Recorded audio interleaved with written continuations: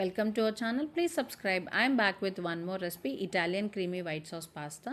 Same ఇదే process follow అవ్వండి. Same restaurant taste వస్తుంది. నాకైతే రెస్టారెంట్ది కన్నా నేను చేసుకున్న పాస్తా అంటే నాకు మా ఫ్యామిలీకి చాలా ఇష్టం. దానికోసం నేను onions, yellow red bell peppers and కార్న్ని తీసుకుంటున్నాను.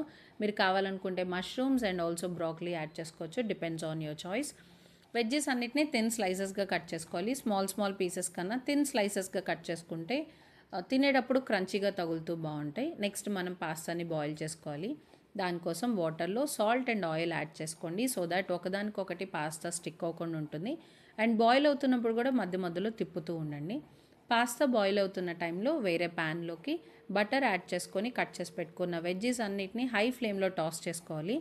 స్మూత్గా అవ్వకూడదు, క్రంచీగా ఉండేలా చూసుకోండి. దీంట్లోకి సాల్ట్, ఆరిగానో అండ్ చిల్లీ ఫ్లేక్స్ని యాడ్ చేస్తున్నాను. నాకు ఆరిగానో ఫ్లేవర్ అంటే చాలా ఇష్టం, సో దాన్ని కొంచెం ఎక్కువే తీసుకుంటున్నాను నేను. వెజ్జెస్ అన్నీ రెడీ అయిపోయిన తర్వాత సపరేట్ ప్లేట్లో పెట్టుకోవాలి. అండ్ పాస్తా కూడా బాయిల్ అయిపోయిన తర్వాత అది కూడా తీసుకొని సపరేట్ ప్లేట్లో పెట్టుకోవాలి. నెక్స్ట్ మనం క్రీమీ వైట్ సాస్ని ప్రిపేర్ చేయాలి. నేను ఇదివరకు క్రీమీ వైట్ సాస్ ప్రిపేర్ చేయడానికి చాలానే కష్టపడేదాన్ని. ఎంత ట్రై చేసినా లమ్స్ ఫామ్ అవుతూ ఉండేవి. సో దానికోసం నేను ఒక టిప్ని ఫాలో అయ్యాను.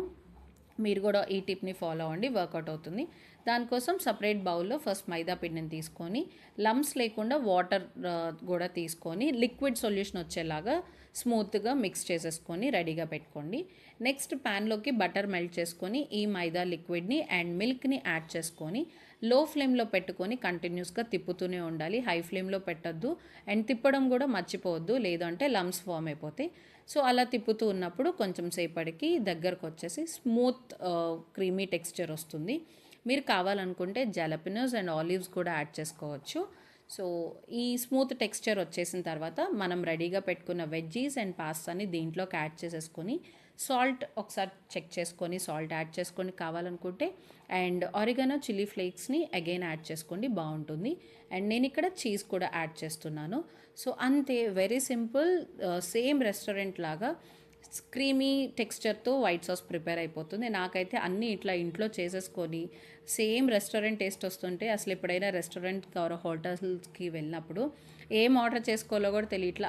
ఏముంది, ఇది ఎలాగో ఇంట్లో ప్రిపేర్ చేసుకుంటాం కదా, దానికన్నా ఇంకా తక్కువ కాస్ట్లోనే కదా అని అనిపిస్తుంది.